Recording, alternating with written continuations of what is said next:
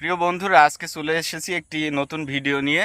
গ্রাম বাংলার যে সমস্ত কৃষক ভাইয়েরা আছে তারা সব সময় মজার ভিতরে থাকে, আনন্দের ভিতরে থাকে, তারা কাজের ভিতরে আনন্দ খুঁজে পায়। তো চলুন এমন একটি কৃষক ভাইয়ের সাথে আপনাদের পরিচয় করিয়ে দিই। সে হলো আর কেউ না, সন্টু ভাই। সে কাজ করছে, কাজের ফাঁকে ফাঁকে সে অনেক সুন্দর গান করে। তো চলুন আমরা সন্টু ভাইয়ের কাছ থেকে ঘুরে আসি। সন্টু ভাই নাকি ভাই কাজ করছেন ভাই? কাজ তো করছিলাম, বাড়ি কটা গরু আছে, ছাগল আছে, তাদের জন্য কটা ঘাস ছিঁড়ছি। বাড়ি নিজে তাদের খাওয়াতে হবে।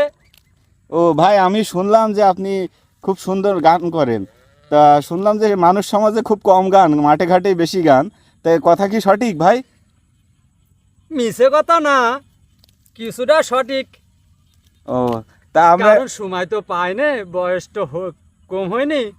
ও তা ভাই আমরা এসেছি, আমরা একটু গান শুনবো আপনার কাছ থেকে। একটু সুযোগ হলে আমাদের একটু গান শোনান। গান শুনবেন তাহলে? হ্যাঁ হ্যাঁ ভাই, একটা গান শোনান। আচ্ছা তাহলে একটা গাই। গলা তো বেশি ভালো না, তবুও দেখি একটু। ঠিক আছে ভাই, শুরু করেন তাহলে।